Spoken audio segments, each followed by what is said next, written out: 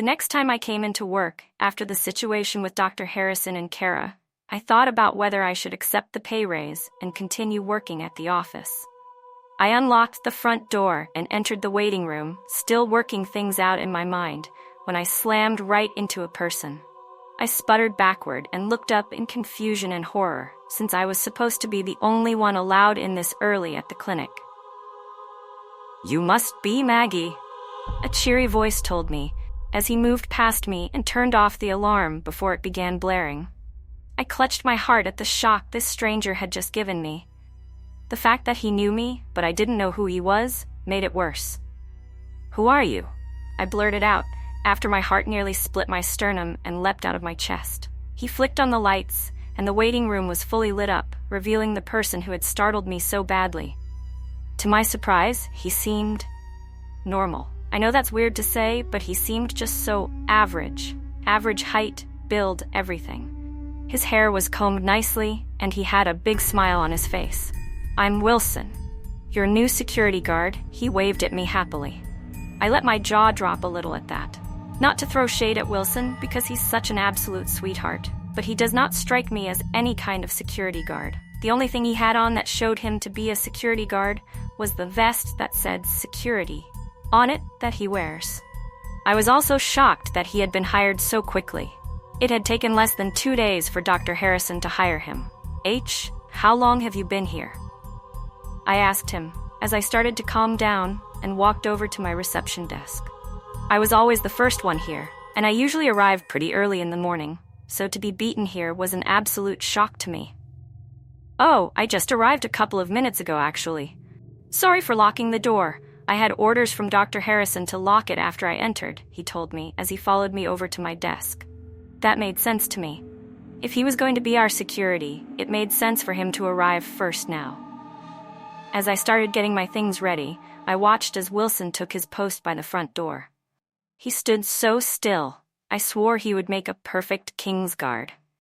I slowly got to work on some paperwork, as I waited for the hours to tick down to when Dr. Harrison and Rachel would arrive. Rachel was the first of the duo to arrive, rushing past the line of people who were already queuing for their appointments. She mumbled to herself as she dusted herself off and looked over at Wilson, without even getting a slight startle from him. "Hey, fatty," she called out to me as she walked up to my desk. I didn't even bat an eye at her, as I flipped through the final few sheets of paperwork that I had. When she noticed that I wasn't paying any attention to her, she walked up to me and slapped her hands down on the desk to get my attention.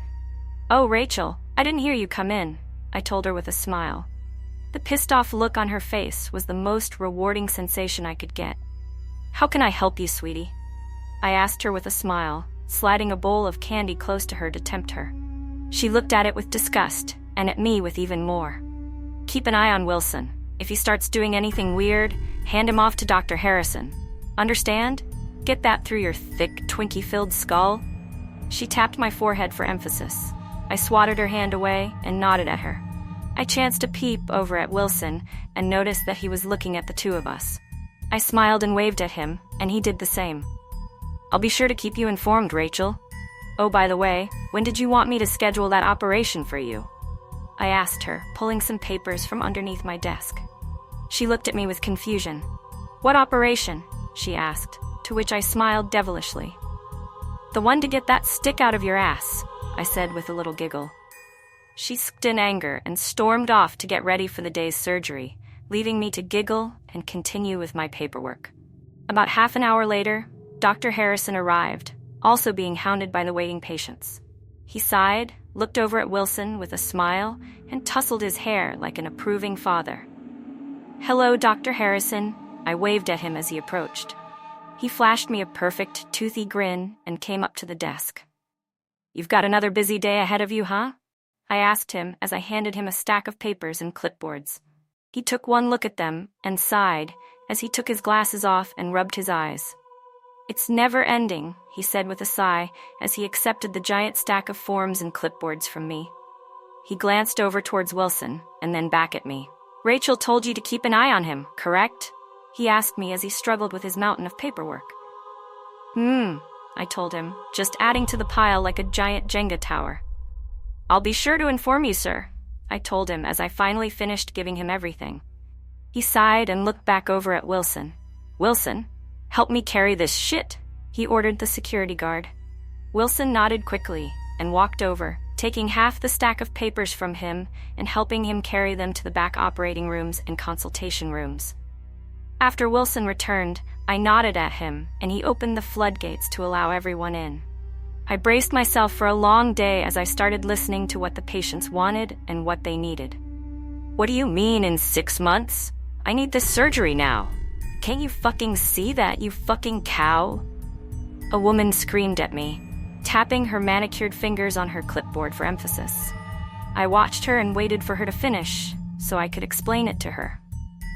Ma'am, Dr. Harrison is completely booked for the next 6 months. Now, if someone cancels, there may be an opening, but for the foreseeable future, I can only get you an appointment in 6 months, I told her again, but she just completely refused to listen to me.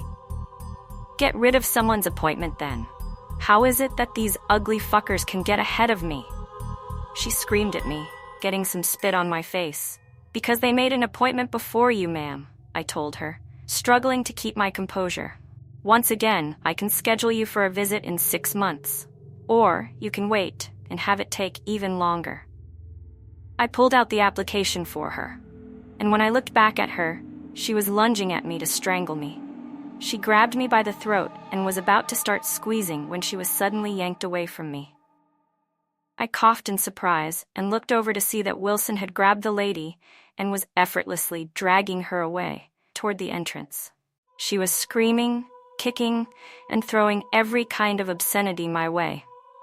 Wilson leaned down, grabbed her by the hair and by her clothes, and tossed her out like they do in cartoons. I was stunned at how strong he was, and what he had done to that woman seemed to calm the other patients down as they came back up to me to continue with their paperwork and questions. At around noon, I leaned back and gave myself a good stretch that popped a few joints and fixed my back. It was almost my lunchtime, and I looked over to see how much longer it would be. As I did, I heard something skitter away, and the lost and found box tipped over. I rolled my chair over towards it in complete confusion and saw that a few more items were missing. What the hell? I wondered aloud, before picking things up and placing them back into the box. I rolled back over to my desk and decided to keep more of an eye on the box. When I turned back to look at the lobby, I was shocked to see Wilson staring silently at me. Is something wrong? He asked me, after I had jumped a foot out of my chair in surprise at seeing him standing there. No, everything is okay. Thank you, Wilson. And thank you for dealing with that woman. He smiled at me and nodded before going back over to his post. At this point, most of the patients had been dealt with, and I was doing some more paperwork, mostly just filling in a few items and signing off on some things. Hey Maggie, it's your lunchtime, Dr. Harrison said as he stuck his head into my reception area. I looked over at him and smiled in excitement, standing up from my chair and stretching some more again. Can I get you anything while I'm gone, sir? I asked him. He looked over at the old antique phone mounted on the wall, still waiting for it to ring, but with no luck. He sighed, pulled down his surgical mask, and shook his head. Just the usual coffee is fine. How is Wilson? Anything strange? He asked me, as he entered the reception area completely and pulled off his surgical gloves. I looked back over at our silent guardian. Well, there was a woman who tried to choke me out. He grabbed her and tossed her out, I told him, mimicking how Wilson had thrown the woman out of the waiting room. Dr. Harrison looked over at Wilson for a moment and then nodded. All right, well, I'll have him watch your desk while you're out. I nodded as I grabbed my purse and phone. Oh, one more thing. Has Rachel been making fun of you? He asked me, which got my attention and stopped me from finishing my packing up. Rachel had always made fun of me for my weight, but like I've said before, I've always been comfortable with who I am, so I've never allowed her words to get to me. Sometimes, but it's nothing I can't handle, sir, I said with a smile. He looked at me and slowly nodded his head. Those gorgeous green eyes glimmered in the light of my office. Anytime I look too long at them, I feel almost lightheaded. So, I pulled my eyes away and finished packing up. I'll be going now, sir. I'll be back with your coffee. Right. See you soon, Maggie. he said, slipping back into the hallways behind my office. I walked out into the waiting room and up to Wilson. "I'm off to lunch," I told him, and he nodded with a smile as well. I exited the clinic and headed to a nearby sandwich shop to get a bite to eat. After I'd eaten my sandwich, I stopped at the coffee shop that Dr. Harrison and I both enjoy before making my way back to the clinic. I was walking through the parking lot when I saw a horde of people running and screaming out of the clinic. At first, I was worried that a fire had broken out or something, so I quickly ran closer to get a sense of what was happening. The people were all screaming in absolute terror, and these didn't seem like the screams of a fire. These were screams of complete terror. Against my better judgment, I rushed in past the scores of screaming people, doing my best to keep my 2 coffees above everyone's heads. When I finally made it into the lobby, I could see why everyone had been running and screaming for their lives. Limbs and chunks of flesh were thrown in every direction. Some people were crawling away with only a few limbs still attached, screaming their lungs out. I looked over towards my desk and saw that Wilson was standing behind it. But he looked much different. His body was melting, not just his face, but he looked like a wax sculpture melting in the summer heat. He looked over at me, and I watched in disgust as one of his eyes slowly began to melt out of its socket. "Oh, fuck that," I declared, and quickly turned around to leave. But before I could, something grabbed me by the leg and stopped me from running, yanking me backward into the waiting room again. I looked down at the floor and saw one of the arms on the floor was still moving, somehow. I stared at it in horror, but before I could process it, the severed arm began pointing towards my office again. I looked over and saw that the Wilson blob was no longer looking at me. He seemed to be transfixed on something. I looked down at the arm again and groaned a little as I started stepping through the bloody mess that the waiting room had become. As carefully as I could, I started walking towards the doors that separate the waiting room from the ORs and the consultation rooms. I carefully opened the door and entered the hallways, surprised to see both Dr. Harrison and Rachel standing nearby. Dr. Harrison's gaze trained fully on the Wilson blob, and Rachel motioning for me to enter the closest consultation room with her. I quickly ran over, and once I was in, Dr. Harrison followed after me and slammed the door behind him. "Way to go, Fatas! You were supposed to warn Dr. Harrison if that idiot started acting weird," Rachel hissed at me. I could tell she wanted to smack the shit out of me, but with Dr. Harrison here, she couldn't. He was fine when I left. What the hell is going on here? I demanded to know, suddenly realizing that I still had the coffees that Dr. Harrison and I were going to drink. "Quit it, both of you," Dr. Harrison screamed, rubbing his eyes and walking past the 2 of us, looking at himself in the mirror. He sighed, pulled out a bottle of eye drops, and began to squeeze a few drops into his eyes. "This is my fault. I got too focused on the surgery that I let my hold on Wilson slip," he sighed, rubbing his eyes and blinking rapidly once the drops had settled. "What do we do now, sir?" I asked him, still confused, but in a life-and-death situation, you don't have any time to contemplate things. I carefully handed him his hot coffee, and he looked at it, then up at me, sighing before taking it from me and opening the lid to blow on it. "Well, we have liquid nitrogen in one of the ORs. One of the operations today was a mole removal, so we have it prepped. Maybe we can freeze him partially," he wondered aloud to himself, starting to sip at his coffee and wincing at how hot it was. "With all due respect, sir, I don't think he's quite melted enough to ensure a thorough freeze. Couldn't we simply turn the heater on and melt him, then freeze him afterward?" Rachel asked, which seemed like a good idea to me. "Rachel, I don't think I need to tell you why that's a horrible fucking idea," Dr. Harrison hissed as he stared at Rachel with absolute disdain in his eyes and face. Rachel seemed to realize her mistake and quickly shirked away from Dr. Harrison's intense gaze. I didn't understand why it was a horrible idea, but I didn't want to pry. The 3 of us stood there, trying to think of a way to escape. I took a sip of my iced coffee before looking over at Dr. Harrison's coffee, which was still scalding hot.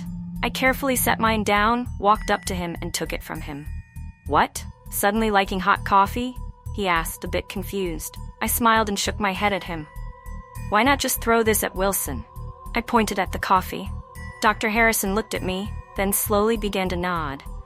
He turned to Rachel and ordered her to follow me out into the hall, while he went to get the tank of liquid nitrogen. We opened the door to the hallway, and Rachel and I went out to look for Wilson. It was pretty easy to find him since he had left a gross, wet trail right to him. He was in the lobby, eating several body parts, and was seemingly paying us no attention. "Okay, you distract him, I'll throw it on him," I told Rachel. She looked at me like I was crazy. "Just throw it at him, he's already distracted, you idiot," she hissed, which made me pout at her. "You're no fun," I huffed, before starting to sneak over towards the Wilson blob. As he was eating, I stepped up behind him and quickly tossed the scalding cup of coffee on him. His skin boiled and sizzled, and he screamed out in pain. A decent portion of it had landed on his face, and the already melting skin began to slosh off of him in great wet chunks. "Out of the way, Maggie," Dr. Harrison shouted, walking past me with a bucket in his hands. I quickly ran behind him, and with a quick flick, he threw the whole bucket at Wilson. His body began to steam and hiss as the two clashing temperatures on him collided. The liquid nitrogen began to take effect, and Wilson began to freeze in place. In a few moments, he was frozen solid. "Thank God that's over," Rachel sighed, walking over to us. Dr. Harrison, however, didn't look too happy about this. He looked terrified. I looked around the waiting room and stared at the gore that had happened, and before I could even think about what I was doing, I leaned over and threw up on Rachel's shoes. She said every swear in the book as she stepped away from me. I apologized half-heartedly and noticed that Dr. Harrison was gone. I looked around for him and noticed his trail in the Wilson goop and gore led back to the reception desk. I poked my head in and noticed that he was using that old phone, and that he looked like a wound-up ball of anxiety. He was tapping his foot and biting his nails as he waited for the phone to connect. "Hello, sir." Yes, I know. Yes, I'm aware, Mr. Sinclair." Dr. Harrison nodded over and over again. I had never seen him so submissive before. It was like he was being scolded by his father. "Well, something happened, and I need your help to clean it up." "Yes, quite a few, actually." "I'm sorry, sir. I thought I could handle it." He winced afterward. "You barf on my shoes, and now you're eavesdropping on our boss," Rachel asked me, startling me and getting a yelp out of me. Dr. Harrison looked over at us, then turned his back, starting to talk quieter so we couldn't hear him. "You can go home. We're going to be closed for a while," Rachel told me before walking away down the hall towards the ORs. I watched her and sighed as I picked up the few items I had at my desk that weren't covered in Wilson goop. "I appreciate that, sir. Thank you. I'll make it up to you." Dr. Harrison sighed and hung up the antique phone, walking back into the hallway without telling me goodbye. The first time that's ever happened. I wasn't called back into work until the end of the week, and when I entered the lobby, I was shocked to see Wilson standing at his post with that same happy smile as before he turned into a melted version of himself. Not only that, but the waiting room was completely spotless and looked cleaner than it had ever been.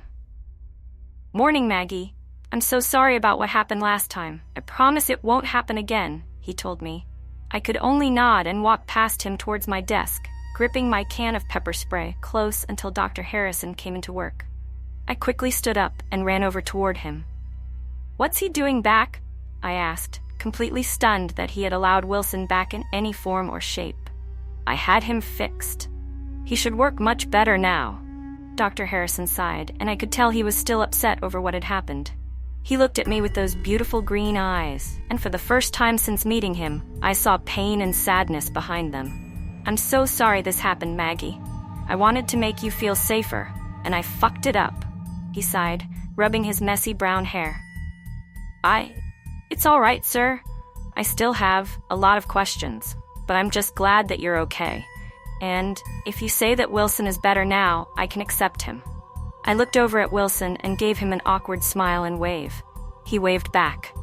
"I appreciate that, Maggie," he said with a small smile. He patted me on the head and walked past me to start his day. I walked back over to my desk and finished preparing for my shift.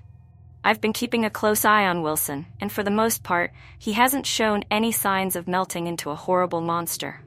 Sometimes I notice that his face looks a little lopsided, but after I tell Dr. Harrison, it's usually a quick fix. What surprised me most about the incident was that nobody reported it. Nobody so much as talked about it, besides the three of us. I'm in a dilemma of being paid very well and now being safely guarded at my work. And yet, there's still this nagging feeling in the back of my mind that something horrible is just lurking below the surface. And that also, something keeps stealing from the lost and found.